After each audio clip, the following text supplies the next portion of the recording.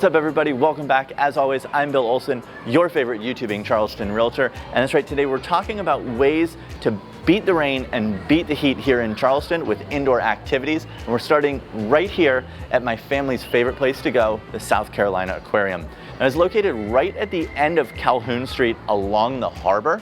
And inside is 93,000 square feet with 100 exhibits, with my son's favorite being the Great Ocean Tank, which is the deepest in North America at 42 feet deep. And there's a lot of noise behind me with the kids, so you can tell that they really enjoy it too. And in that tank is 385,000 gallons of water and 700 animals that call it home. One thing that you surely can't miss in the aquarium is the Zucker Family Sea Turtle Recovery Center, which is located right on the first floor, where you can get a glimpse of sea turtles, stingrays, and other animals that they're rehabbing to put back into the wild or to put back into the exhibits.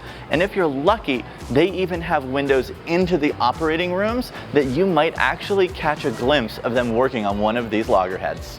So now that we've talked about the aquarium, let's move on to some other indoor activities, and we're going to start with the oldest museum in the country, and that is the Charleston Museum, which was established in 1773.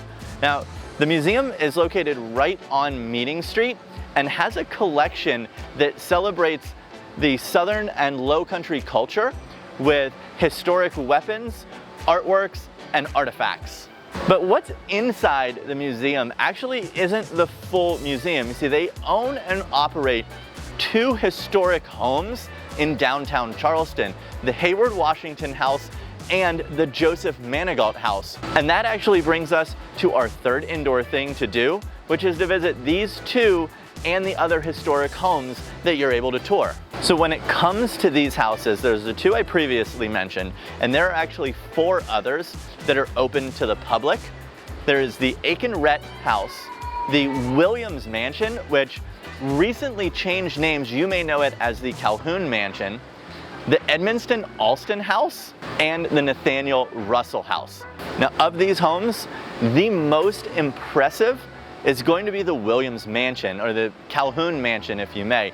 Now, the reason being is it is 24,000 square feet, and in there are 50 main rooms, and that's not even counting the many smaller rooms that you'll encounter. Now, it's located on 16 Meeting Street. It is open to the public for tours, and just the sheer magnitude of this house is incredible. So if you visited any of these homes, let us know down in the comments which was your favorite, and what was the coolest thing that you saw? What is the coolest artifact you saw in one of these homes? Let us know down in the comments.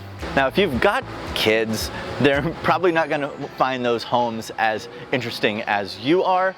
So that brings us to our number 4 thing to do, and that is the Children's Museum of the Low Country. This is located right in the middle of downtown on Ann Street, and within there are 7 different rooms that are each their own exhibit. There's a pirate ship, there's a castle, there's a public sponsored grocery store where your kids can learn about food and shopping, and they can even check out while they're there. And there's an outdoor area, and then if you've got really little ones, they have a dedicated play space for infants and toddlers. My family has also been a member there, so we have been there numerous times. But here's a trick for you. If you want to get in for free and you're a resident of Charleston County, you can go to the library and check out a pass for 1 week, which will allow unlimited access for that week to up to 6 members of the same household. Now, moving on to our next 2 items, actually, are for fans of fine art, where we have the Gibbs Museum of Art and the Halsey Contemporary Institute of Art. Now, starting with the Gibbs, this is housed in one of the oldest museum buildings in the South, which was opened in 1905. Inside, you're going to find over 10,000 works of art. It's mainly American art that has to do with Charleston and the Low Country, our culture, and how we came to be. Now, the Halsey Contemporary Institute of Art is actually a free museum located within the College of Charleston.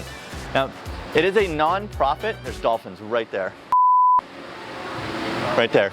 Let's just stop. Look. See him? He's right there. Did you see him? Yeah, I didn't know if I got him, but I didn't see him. He'll come back up, right? I thought he was going that way, right? We're going to keep that in the video. You should. There it is. Got it. Nice. Got it. He's got one, too. Got it. All right, where were we? I got distracted by the dolphins. So we were talking about the Halsey Contemporary Institute of Art, located in the College of Charleston, a free museum, but they don't have a collection of art. It is a rotating exhibits when it's open, and it's mainly going to be undiscovered or emerging artists that you're gonna find there. So you might check online, they'll tell you exactly what's going on there. And actually, if they have anything, there are time periods where they don't have any exhibits. And then sticking with free and the College of Charleston, this brings us to the Mace Brown Natural History Museum. Now, I just discovered this just a few weeks ago, and inside the College of Sciences and Math in the Geology Department, there is a small natural history museum. And it's up on the second floor, and they've got hundreds of fossils from dinosaurs to megalodon teeth to a giant cave bear and even some whale skulls. And my son absolutely loved it. And you know, he's at that age, I remember being that age where I pretty much knew every single dinosaur name known to man.